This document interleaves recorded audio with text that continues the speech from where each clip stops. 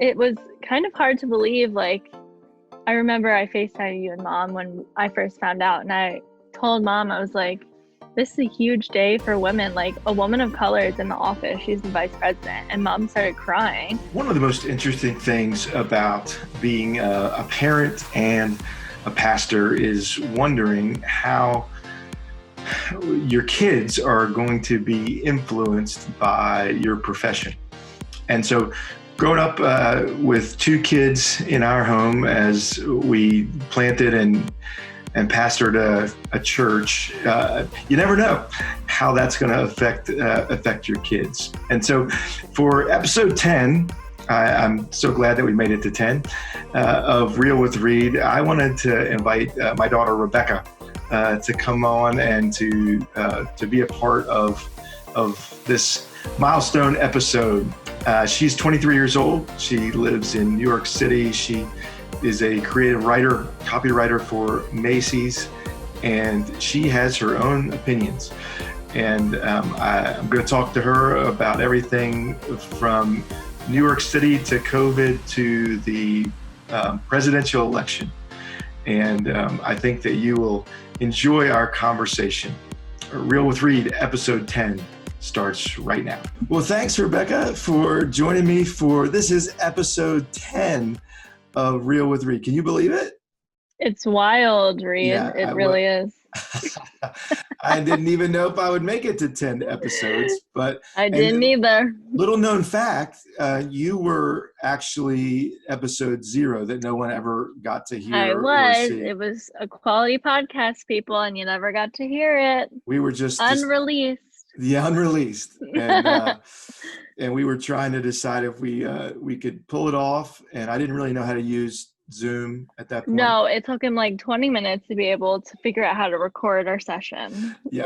So I think I'm in a little bit better shape now. And and so I wanted to have you on for episode number 10. Yay. Which is pretty exciting. So you also started helping me with some of the podcast and doing some copywriting and stuff like that, because that's what you do. I did. So you've actually had to listen to every single one of them.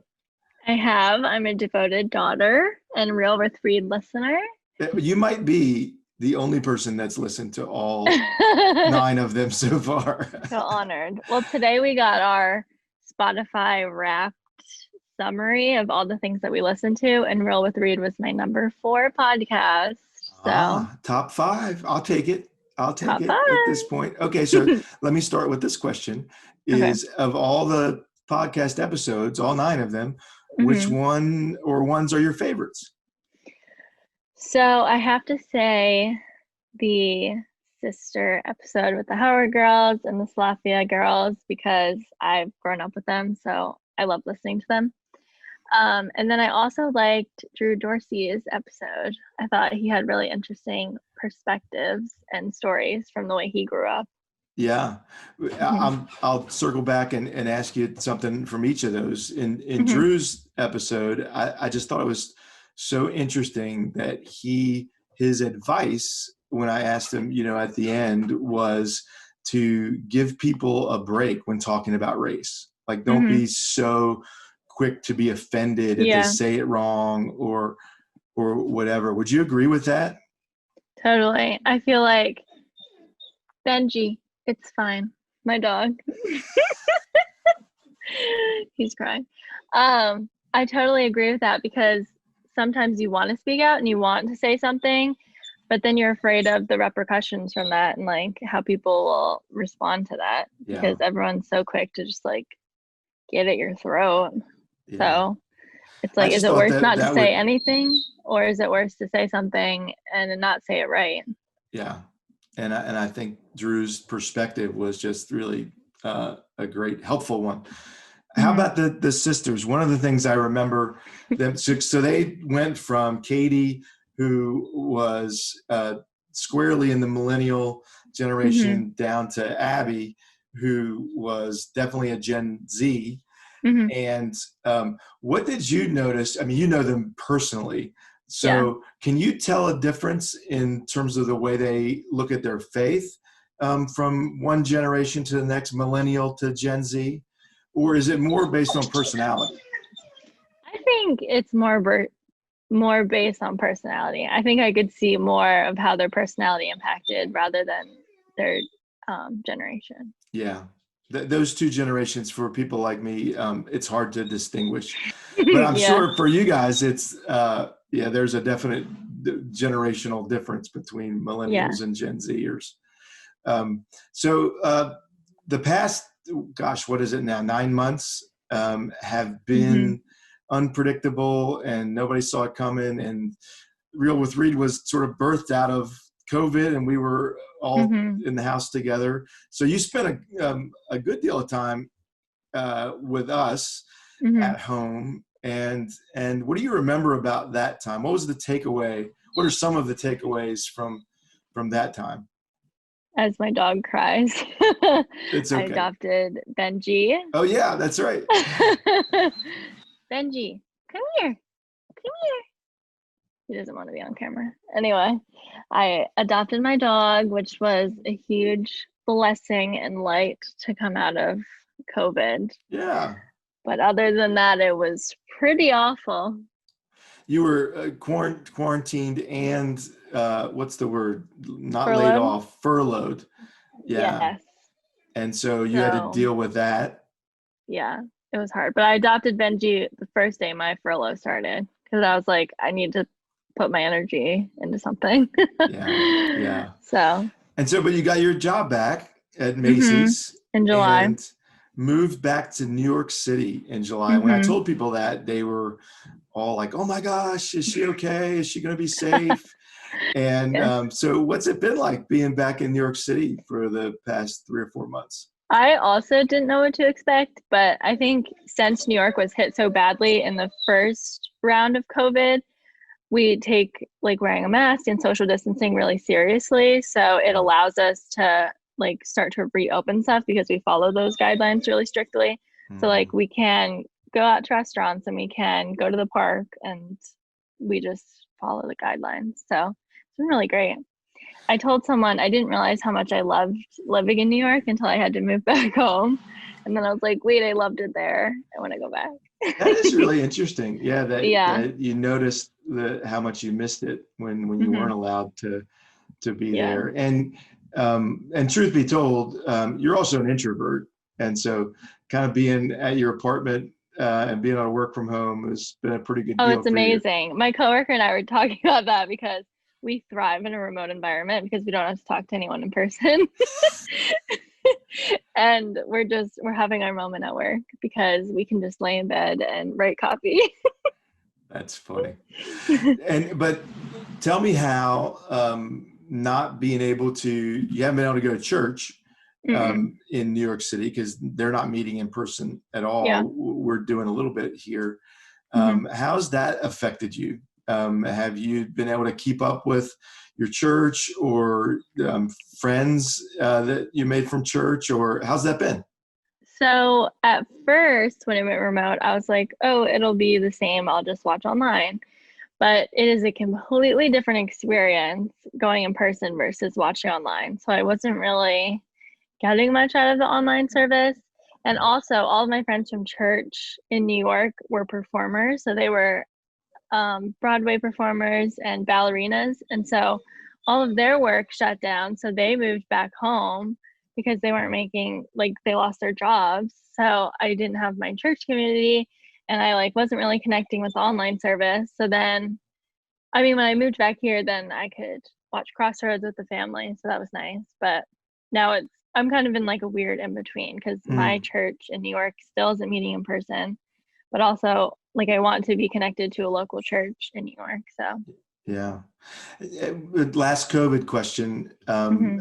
How do you make sense of how divided people are over the whole COVID thing, masks and restrictions and freedom versus safety? Hmm. And what's your take on all of that? That's a good question. In my opinion, I'm like, we should listen to the people who study diseases and like smart scientists and doctors because like what do I know if I say like, oh, we don't have to wear masks? Like, don't listen to me. I don't know anything. So I think we should listen to the people who like know what they're talking about. I don't think they're trying to take away our freedom. They're just trying to like get her together.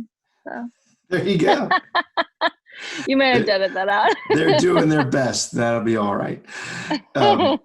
Okay, so I wanted to talk about the election, and Yeah. I know that we talked about it throughout the process. This was your first election, So I right? was able to vote in the last election, but I didn't.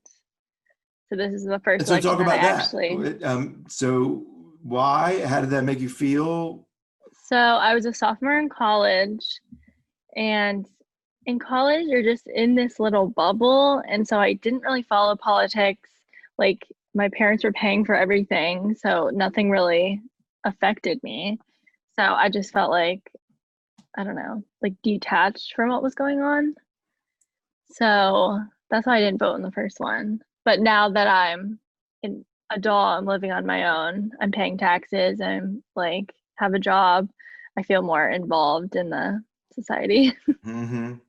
Yeah. And so from the beginning, you sort of followed the whole process. I remember Yeah, my us. roommate and I would pop some popcorn and watch the debates together. I'm telling you, it's like the ultimate reality TV watching those debates. And I'm a huge reality TV fan. So I'm like, this is good. So do you feel like you learned anything about either candidate? Because you're talking about the general election debate now with Biden and Yeah, yeah. Trump. And do you think you learned anything during those debates?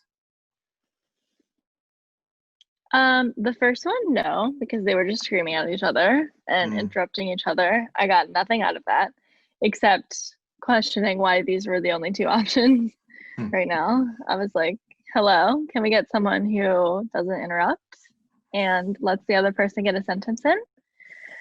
But then the second one was better. And it was interesting hearing them talk about different issues that are relevant to today.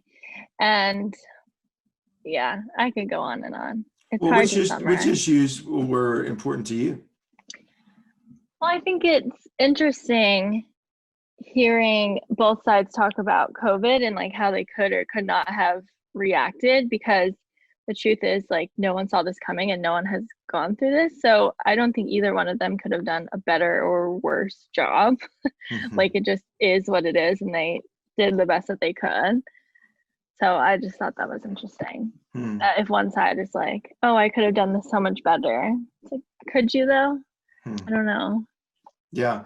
How do you think, growing up, we didn't talk about politics a whole lot Mm-mm. around the house. I So don't think ever. how do you think that growing up as a pastor's kid, has that affected you politically at all? Or the fact that you grew up in the church, did that have any effect on the way you think about politics?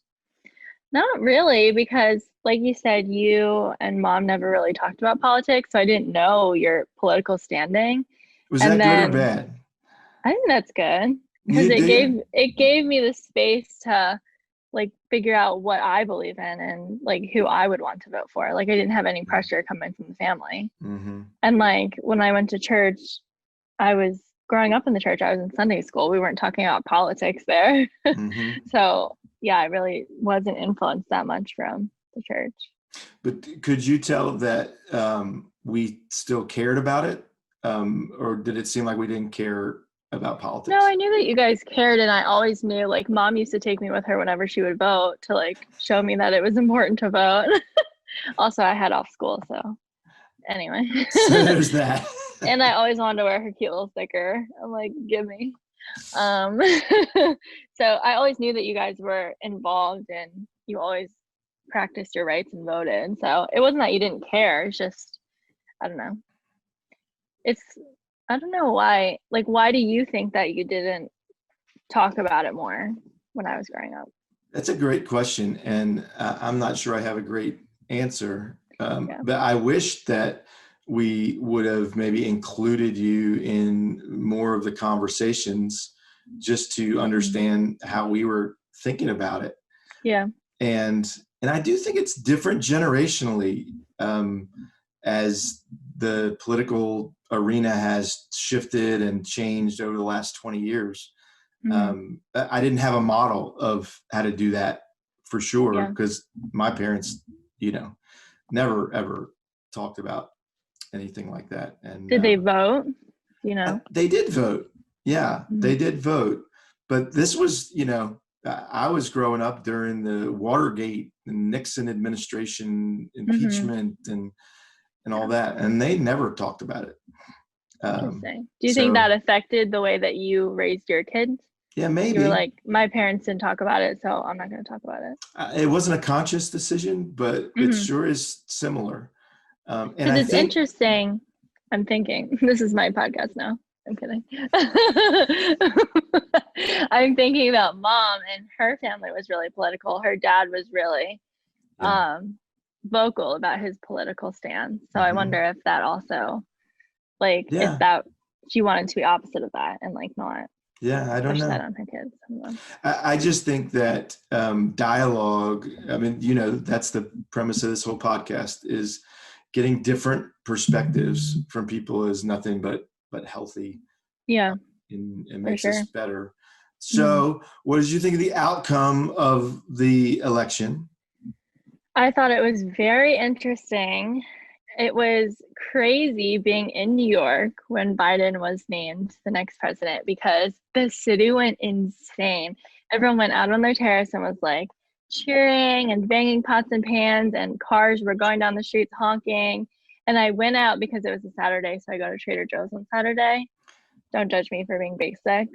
Anyway, so I went and I was walking to Trader Joe's, and there was tons of people out cheering with their Biden signs. It was people were dancing in the streets.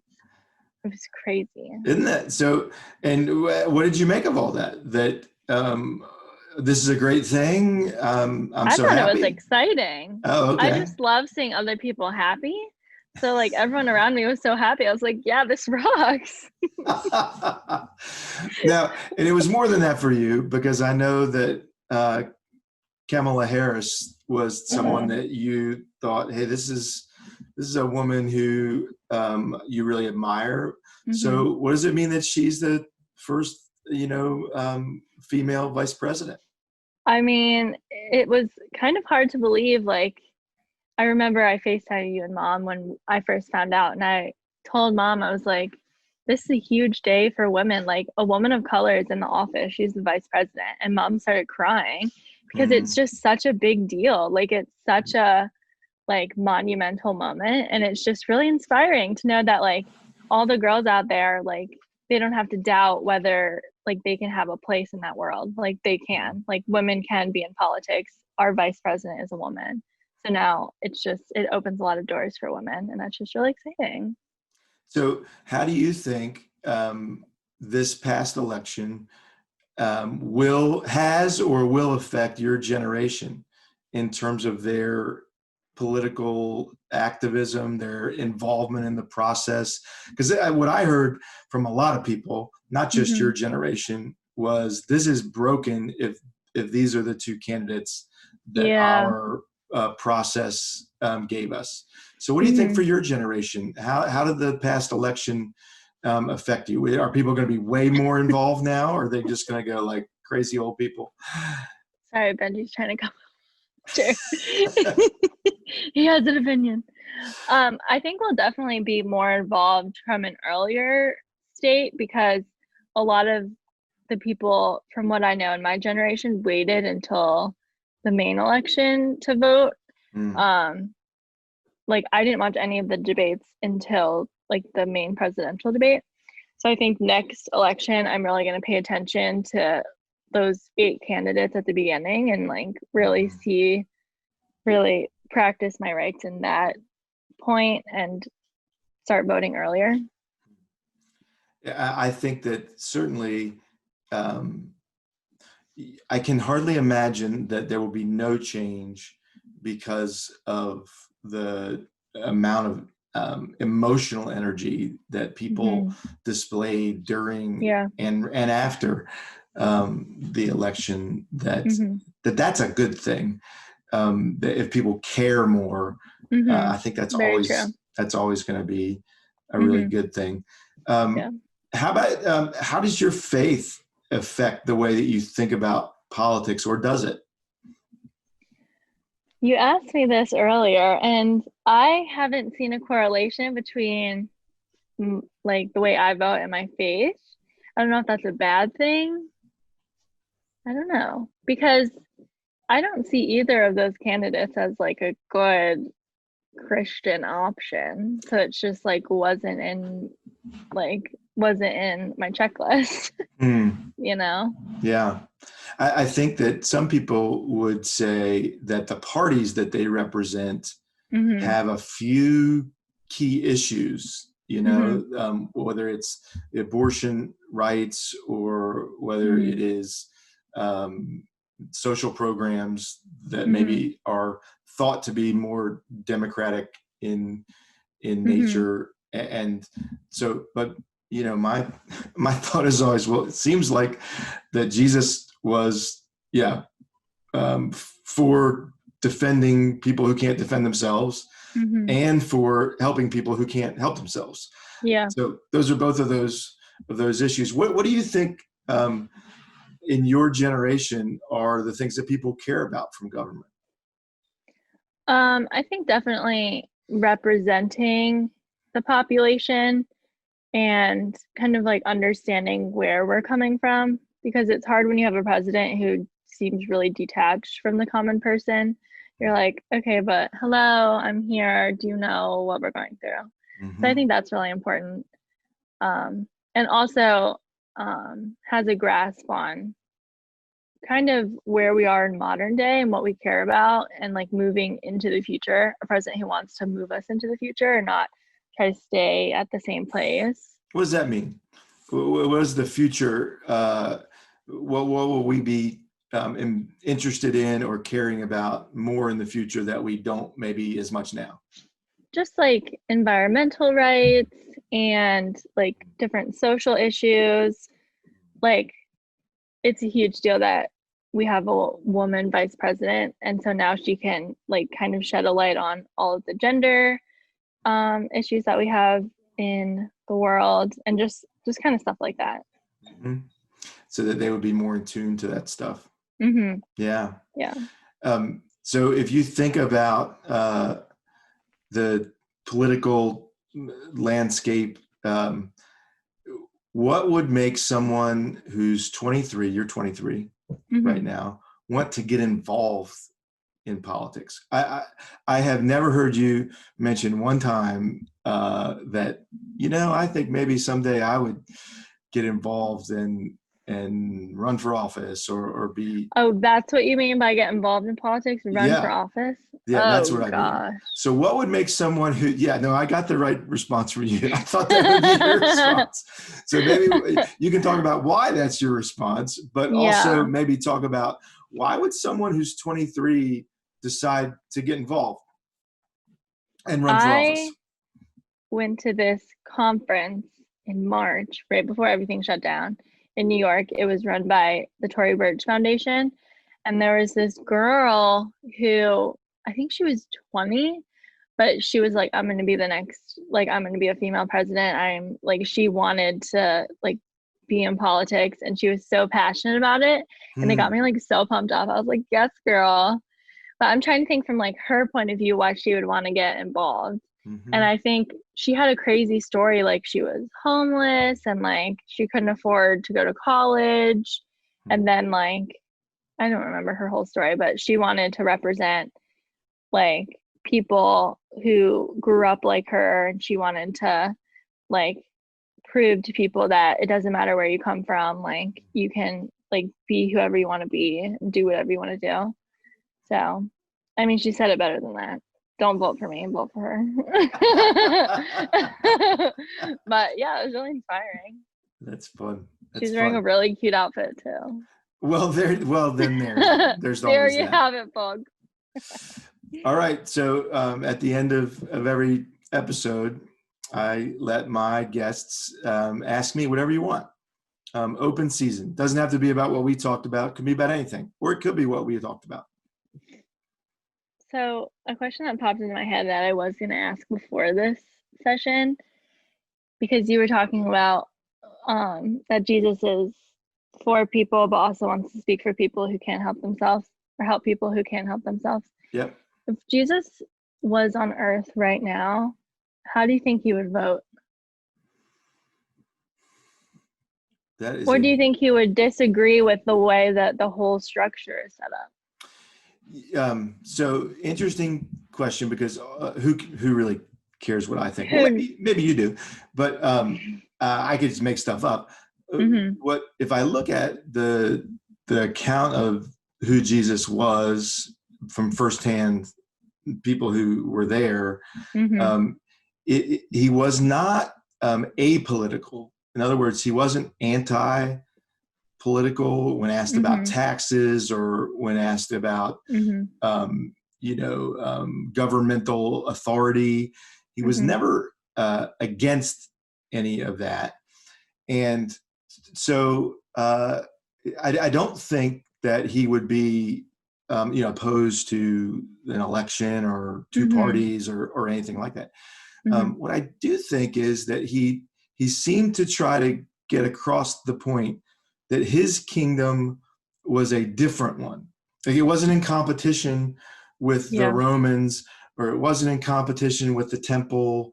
It was this other thing that he was trying to create, that you could be from this place or this place or this place, and you could be a part of his kingdom that was on a different plane than the other one. So so I do think that, would Jesus be conservative or liberal? I think the answer is he would be Jesus. He would be gospel, and he'd be like, that's not so much the thing that I am here to talk about. That may sound like a cop-out, but any other answer would be just me making up, my own personal bias about what I think he would do. So if you picked a side, you would piss someone off. So and that's good okay. answer. Well, but that's okay. And then maybe this is a good place to end, Rebecca, that my hope is that we probably have voted for and liked different candidates, and probably will in the future in our lives. But it doesn't mean that your faith is any less important or valid as mine than mine is. And it doesn't mean that your stance on something won't make me angry. But I can disagree with you and still love you. So I think, I hope what I would want to say here at the end is that people can disagree politically or any other way and still obey the command to love everyone the way we were loved. For sure. So it's not easy, but surrounding yourself with a whole bunch of people who think exactly like you, I think, is a bad idea. Agreed. But in order to do anything else well, we need to figure out how to disagree and still love one another. So that is the question. How do you do that? How do you do that? Well, you start having conversations like this. And you listen to Real with Reed. Share it with somebody who you disagree with. Thanks for being a part of episode 10. This was super fun. It was fun. Thanks for having me. And if there's an episode 20, maybe you can come back and do that one. Yes, let's do it. All right. Thanks, Rebecca. Bye. Take care. Now, if you thought this conversation was valuable, definitely subscribe, because there's more just like this one on the way. Around here, we think it's crucial to provide a safe and judgment-free place for people with different perspectives to come together and to learn from one another. Thanks for keeping it real with Reed. I'll see you soon.